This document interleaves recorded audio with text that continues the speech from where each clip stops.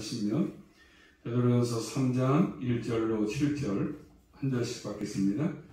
아니된 자들아 이와 같이 자기 남편에게 순복하라. 이는 혹 도를 순종치 않는 자라도 말로 말미암지 않고 그 아내의 행위로 말미암아 구원을 얻게 하려 함이니 너희의 두려워하며 정결한 행위를 봄이라.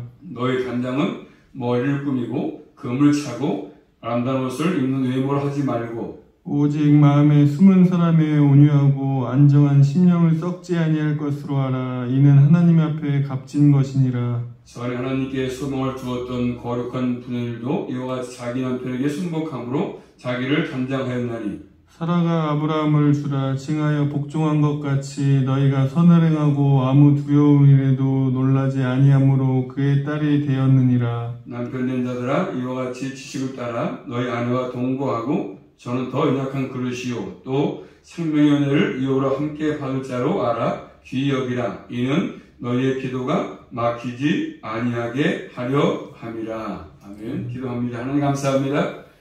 거룩한 주일 또 아침에도 주 앞에 나와서 예배하며 이 밤도 불러주시니 감사합니다. 또 말씀 가운데 은혜를 충만하게 허락해 주셔서 한 주간도 은혜로 살아갈 수 있도록 또 주님께서 보호하심으로 승리할 수 있도록 인도해 주시옵소서. 예수 그리스도 이름으로 감사하며 기도 올리옵나이다. 아멘. 나눠서 2시간 하겠습니다. 제목은 그리스도의 다스림을 받는 부부관계를 말해서 부부관계. 자, 본문은 두 부분 나눌 수 있습니다. 1절부터 6절은 아내된 자들에게 주시는 교훈이죠. 아내된 자들에게 주시는 교훈입니다. 아내에게.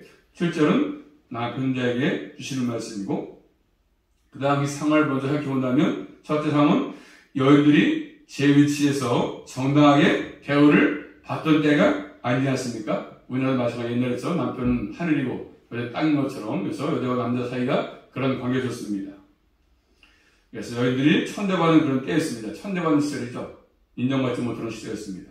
반대로 남성들은 가장에서 우월식 가지고 사는 시대였습니다. 그래서 철학자 아리스토텔레스는 말하기를 남성은 본성적으로 우월하고 여자는 열등하다고 주장했습니다. 맞지 않은 얘기죠. 성경하고는. 자, 그런 상황 속에서 아내와 남편에게 주시는 말씀입니다.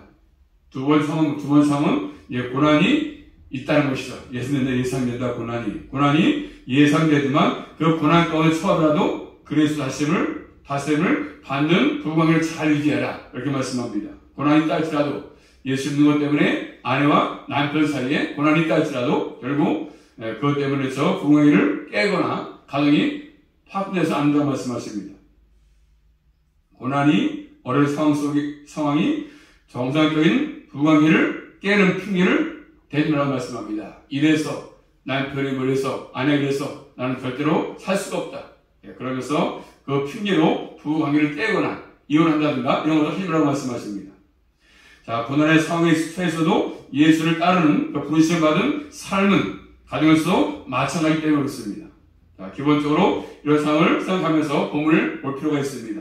첫 번째, 아내들에게 말씀을 아내들에게 자, 아내에게 주신 말씀이 1절부터 6절 말씀인데 크게 세 부분을 할 수 있습니다. 첫째 부분은 뭐였습니까? 1절, 2절이지 않습니까? 자, 자기 남편에게 순복하라. 1절 메시지죠? 남편에게 순복하라 아내들은. 둘째 부분은 3절로 4절 말씀입니다. 나타나죠? 3절, 4절. 하나님 앞에서 갚은 것은 어적인 외적인 것이 아니라 뭘 잘 꾸미고 예쁘게 화장을 하고 이런 외적인 있는 것이 아니고 내적인 게 있다 내적. 그걸 말씀하죠. 세 번째 부분은 아내의 남편에 대한 순종의 예로 사라를 들어서 얘기하고 있습니다. 5절, 6절 말씀하죠. 자, 첫 번째로 아내에게 주시는 말씀은 자신의 남편에게 순복하라. 순종하는 것, 순종. 1절 말씀 보고 6절 말씀 1절입니다. 다 같이 시작. 아내된 자들아 이와 같이 자기 남편에게 순복하라. 이는 혹도를 순종치 않은 자라도 말로 맘지 않고 그 안에 행위로 말미암아 구원을 얻게 하려 함이니. 아멘. 아내된 자들아 이와 같이 자기 남편에게 순복하라. 순종하라고 말씀하죠. 이와 같이는 문맥상 두 가지 살펴볼 수 있습니다. 하나는 뭐죠? 앞에서 이미 살펴본 것처럼 그리고 시민들이 통치자들에게 백성들이 대통령에게 한 것처럼 순종하고 또 사관들이 주인에게 순종하듯이 하는 것입니다. 순종하는 것이죠. 백성이 대통령에게 순종하는 것처럼 또 사원들이 주인에게 순종하는 것처럼 순종하라고 말씀합니다. 즉, 이 순종은 뭐죠? 하나님 주신 질서이기 때문에 질서에 순종하라. 하나님 주신 질서에 순종해라. 질서. 남편이 아내보다 우월하다. 그런 뜻이 아니고요. 그리고 하나님이 질서를 세우기 때문에 창조도 질서를 세우기 때문에 그렇습니다. 또 다른 하나는 뭐냐면 2장 가서 볼까요? 2장 가서 앞에 배웠지만 2장 21절부터 25절 말씀을 보면 주님의 본을 따르는 것이죠. 주님의 본을 따르는 의미입니다. 주님을 따르는 의미. 우리 예수님도 하나님 말씀에 순종했습니다. 특별히 2장 25절 말씀 보시면 25절입니다. 2장 25절 시작. 너희가 전에는 양과 같이 길을 잃었더니 이제는 너희 영혼의 목자와 감독 되신 이에게 돌아왔느니라. 뭐라고 하죠? 주님을 목자와 감독이라고 말씀하지 않습니까? 주님을 목자로 섬기고 따른다면, 그분이 인도하시는 길을 따른다면, 주님께서 부당원행이 있다 할지라도 불구하고 예수님은 하나님 뜻에 순종했습니까? 하나님 말씀에 순종했습니다. 그렇게 예수님이 하나님의 뜻에 순종하신 것처럼 너희도 순종하라 하는 것입니다. 자, 그러면 부인들은, 아내들은 왜 남편에게 순종하겠습니까? 첫째로 순종하는 것이 주님의 뜻이지 않습니까? 주님의 뜻이다. 순종하라. 이 말씀 자체가 하나님의 뜻이거든요. 그래서 아내가 남편에게 순종하는 것이 하나님의 뜻입니다.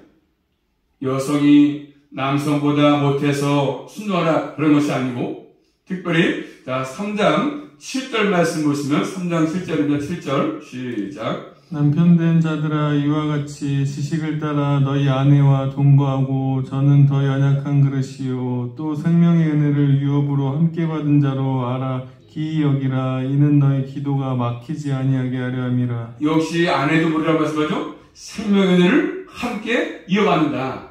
남자만이 아니고 아내도 마찬가지에서 생명의 은혜를 함께 이어받기 때문에 그렇습니다. 남자만 떨어받지 않습니다. 남성보다 여성이 못해서 순종하는 것이 아니고 그렇죠. 남편과 아내에게 주신 질서를 주신 분이 하나님이시기 때문에 그렇습니다. 그렇게 순종하라. 하나님 주신 질서이기 때문에 질서.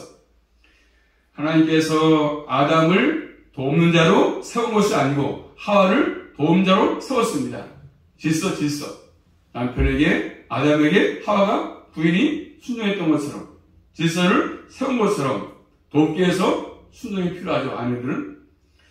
물론 여기는 전제가 있습니다. 아담이 하나님 주신 모든 문화 명령, 모든 걸 다스리고, 모든 것들을 더 통치하고, 모든 것들을 다스리는 것들, 그 사역을 잘 신실하게 감당할 때 아내도 마찬가지고 남편에게 순종하는 것이 필요한 것이죠. 그래서 아내를 도움자로 세우신 것은 하나님 주신 질서입니다. 질서. 그렇기 때문에 순종하라. 남편에게 순종하라고 말씀하십니다. 자, 예수님이 하나님보다 열등하십니까? 못한 부분이 있습니까? 그러게 또 그런 본능이 있지만 그렇지 않지 않습니까? 하나님과 예수님은 동등한 분이시다. 인격도 동등, 다 동등하십니다. 영광과 권능이 다 하나님과 동등하시지 않습니까? 자, 그런데 불구하고 예수님은 하나님 말씀 뜻에 순종했습니다. 하나님의 뜻에 따랐습니다. 하나님의 뜻에 온전히 순종을 했습니다. 자, 신약 성경 찾아보겠습니다. 히브리서 5장 가서 보시면 예수님은 하나님의 뜻에 온전히 순종했습니다. 순종. 히브리서 5장 8절로 9절 말씀 보겠습니다. 한번. 히브리서 5장 8절로 9절 말씀. 히브리서 5장 8절로 9절 시작. 그가 아들이시라도 받으신 고난으로 순종함을 배워서 온전하게 되었은즉 자기를 순종하는 모든 자에게 영원한 구원의 근원이 되시고. 그래서 그가 아들이시라도 예수를 말씀하죠. 받으신 고난으로 순종을 배워서 온전하게 되었은즉 자기를 순종하는 모든 자에게 영원한 근원이 됐다고 말씀하죠. 그 현저한 증거는 뭡니까? 십자가를 신 것이죠. 십자가 신 거. 하나님의 뜻에. 결성 동산에서 네 아버지여 할 말씀은 이 자명에서 지나게 하옵소서. 어려운 것이 말 이렇게 얘기했지만 결국 마지막에 뜻대로 해달라고 주님께서 기도하신 거죠. 내 온도로 마시고 뜻대로 하기 원합니다. 이렇게 예수님은 순종했습니다. 하나님 뜻에. 자, 성부 하나님보다 열등해서가 아니지 않습니까? 성부 하나님과 동등하게 예배를 받기에 합당하신 분이시고, 그렇지만 예수님은 하나님의 뜻에 순종을 했습니다. 자, 그런 것처럼 아내가, 부인이 남편보다 열등한 사람이 아니지 않습니까? 그렇지만 남편에게 순종하라고 말씀하십니다. 남편과 아내가 하나님께서 동등한 인격체이기 때문에, 그렇지만 질서를 주신 분이 하나님이시기 때문에 결국 거기에 순종하라고 말씀합니다. 두 번째, 순종해야 될 두 번째 이유가 뭐겠습니까? 자, 3장 1절 말씀 보시면 순종해야 될 두 번째 이유는 뭐냐면 아내가 남편에게, 이 3장 1절입니다. 시작. 아내된 자들아 이와 같이 자기 남편에게 순복하라. 이는 혹도를 순종치 않은 자라도 말로 맘지 않고 그 아내의 행위로 말미암아 구원을 얻게 하려 함이니. 자, 이는 혹 도를 순종치 않는 자라도 말로 말미암지 않고 그 아내의 행위로, 그렇죠? 말만이 아니라, 입으로 말이 아니라 행위로 말씀하죠. 행위로 구원을 얻게 한다 이렇게 말씀합니다. 자, 말씀을 순종치 않는 자들은 불신자죠, 불신자. 불신의 핵심은 말씀을 순종하지 않는 것이죠. 불신자들은 말씀을 순종하지 않습니다. 그래서 교회 밖의 사람이나 교회 안의 사람이나 불신자는 뭡니까? 말씀에 순종치 않습니다. 교회를 다녀도, 그래서 예수를 믿어도 불신자들은 또 말씀에 순종치 않습니다. 자, 이 말씀은 불신자와의 결혼을 인용해 주는 말씀이 아니거든요. 결국 결혼하고 나가지고 그래서 예수를 영접한 아내가 있다고 한다면 결국 그러다 보니까 남편은 불신자, 남편을 믿지 않아. 그래서 안 믿는 불신자의 남편에게 주님께로 인도하기 위해서는 무엇을 하겠습니까? 말이 아니라 행위를 통해서 아내의 행위를 잘할 때 남편이 보고 주님께로 올 수 있다는 것이죠. 복음을 남편에게 전하기 위해서는 순종이 필요하다. 남편의 말을 잘 들어야 순종이 하는 순종. 그런데 말로 말미암지 않고 이렇게 말씀하죠. 아내가 말을 잘해서 수다를 잘 떨어서 남편을 꼬셔가지고 주님께로 인도할 수가 없다는 것이지 않습니까? 결국 그의 아내의 행실, 아내의 습관, 그 삶을 통해서 복음을 전해야 남편이, 불신자 남편이 주님께로 돌아올 확률이 있다는 것이지 않습니까? 아, 우리 집사람 말만 잘하지 행위는 개차가지고 그러면 남편이 돌아오지 않지 않겠습니까? 복음을 전할 때 효과적으로 전하기 위해서는 그러니까 모든 말과 행동이 똑같아야 불신자 남편을 주님께로 인도할 수 있다는 것입니다.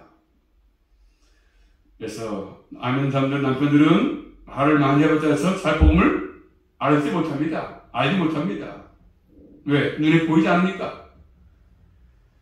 그래서 가정에서 복음을 전할 때 이렇게 원리가 그거 아니겠습니까? 사는 삶을 통해서 아내의 삶이, 그래서 말하는 것과 삶이 같아야만이 복음을 전할 때 효력있게 남편에게 먹히니까 그런 것이죠. 그래서 복음을 듣고 교회에 오니까 여러 가지 말하지 않습니까? 목사님들이 하면 처음에 불신자들 남편들은 못 알아듣는 말씀 못 알아듣으니까, 알지 못하니까 그냥 아내의 그 삶을 보면서 아, 하나님이 계신가 보구나 느껴지는 거겠죠. 그래서 눈에 보이지 않는 하나님을 눈에 보이지 않으니까 당장 그 아내의 삶을 통해서 모든 것들을 할 수 있는 것이죠. 그러므로 아내들은 남편에게 순종하라 이렇게 말씀하십니다. 그러면 내용도 보면 주도권이 다 누구 있습니까? 여인에게, 여자에게 있습니다. 그러니까 모든 주체, 가정의 주체는 남편보다 여자지 않습니까? 여자가 잘해야, 그래서 남편도 주님께로 인도할 수 있고 가정이 평안할 수 있고 그런 것입니다. 여자 역할이 참이 중요합니다. 가정에서 여자가 그만큼 중요하지 않습니까? 남자가 위고 밑에 여자 밑이고 이런 것이 아니지 않습니까? 그러므로 여자가, 아내가 남편에게 삶으로 이런 걸 보일 때, 그래서 결국 중요한 변화죠, 변화. 다 여자가 변화가 잘 될 때, 행동을 잘 보일 때 남편이 감동받아서 주님께로 온다는 것이죠. 그리고 주도권이 여인에게 있습니다. 여인에게. 그래서 특별히 행동이 참 중요한데, 행위가 중요한데 어떤 행동을 보여드렸습니까? 남편에게 2절 말씀 볼까요? 2절입니다. 2절 시작. 너희의 두려워하며 정결한 행위를 봄이라. 너희의 두려워하며 정결한 행위를 본다. 남편들은 이렇게 말씀합니다. 너희의 두려워하며 누가 봅니까? 남편이 아내를 보는 거죠. 특별히 뭘 보죠? 자기 부인의 행동. 아내가 예수님을 믿지 않다가 예수 믿게 되면 더 관심 있게 보지 않습니까? 우리 아내가 교회 나가더니 달라졌네. 느끼는 거죠. 그리고 보기 때문에 남편은 아내의 행동을 통해서 설득을 받지 않은 말로 설득받는 것이 아니라 말로 해가 되는 것이 아니라 행위를 통해서 나타나 보이는 것입니다. 그래서 행동이 설득력이 있게끔 하는 것이 필요하죠. 그럴 때 남편이 움직이는 것입니다. 우리 부인이 예수 안 믿을 때는 나한테 막혔었는데 예수 믿고 나서 아내 잘하네 느껴지니까 나오는 것이죠. 두 번째 어떤 겁니까? 첫 번째 두려워한다고 말씀. 두려워한다. 우리 아내가 하나님을 두려워하는구나. 하나님 살아계시구나. 존재를 하나님을 두려워한다는 말이 있어요. 결국 하나님을 잘 경외한다는 의미지 않습니까? 하나님을 진정으로 경외하는 사람이기 때문에 하나님을 두려워하는 것이죠. 그래서 예수를 믿게 되면 말도 거시기 하지 않고 그래서 아내가 남편에게 부드럽게 하고 온유한 신용으로 언어를 쓰고 얼굴도 마찬가지로 그렇죠. 변화된 것이 있어야 남편이 느끼지 않겠습니까? 하나님을 섬기는 기쁨이 있다는 것이죠. 우리 아내 교회 나가고 똑같아. 예수 믿는 재미도 없나 봐. 느끼면 안 되는 거죠. 그렇죠? 예수 믿는 맛이 있어야 되는 건다는 것이죠. 그래서 어려운 일을 당하도 결국 예수 믿는 사람들은 아내들이 이렇게 해야 안 믿는 불신자 남편들이 그걸 보면서 그래 뭔가 다르구나. 뭔가 있는가 보다. 이렇게 느끼는 것입니다. 그래서 부모도 또 잘 섬기고 아내들이 이렇게 할 때 남편들이 깨닫는 것이죠. 그런 모습을 삶으로 보여줘야 증거해줘야 불신자들이 돌아가는 것입니다. 또 두 번째로 뭘 말씀하면 정결한 행실을 보여줘라. 정결한 행실.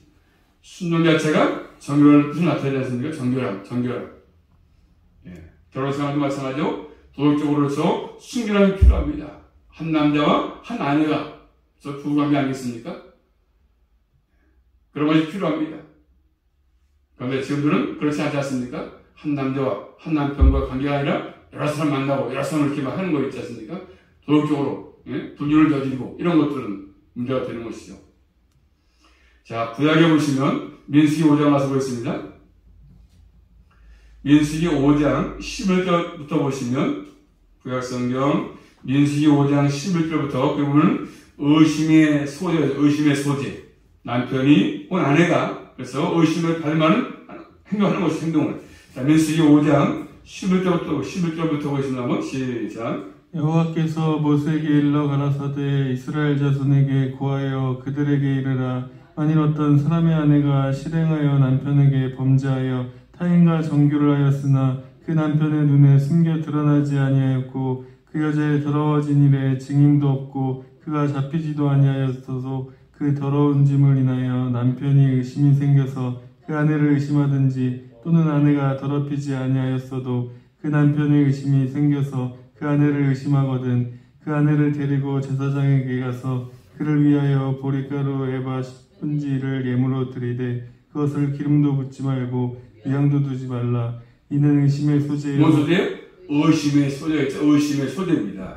그리고 뭐들고 핵심은 뭡니까? 핵심은 남편과 아내가 의심받을 일을 하지 말라. 의심받을 일. 바라핀다든가. 그래서 이런 의심받을 일을 하지 말라고 말씀합니다. 그래서는 안 되는 것입니다. 서로 정결하게 한 남편과 한 아내가 하는 것이 진정한 사랑이기 때문에 그런 것이지 않습니까? 아주 그래서 도덕적으로 무난하게 이 남자 만나고 저 남자 만나고 이렇게 하지 말라고 말씀합니다. 우리 시대에서 이런 것들 많지 않습니까? 너무나도 많기 때문에 성경은 그렇게 하지 말라고 말씀하십니다. 진정한 사랑은 그런 것이 아니기 때문에 한 남자와 한 여자가 사랑할 때 진정한 사랑이지 막 이 남자, 이 여자 이런 하면 안 되는 것이지 않습니까?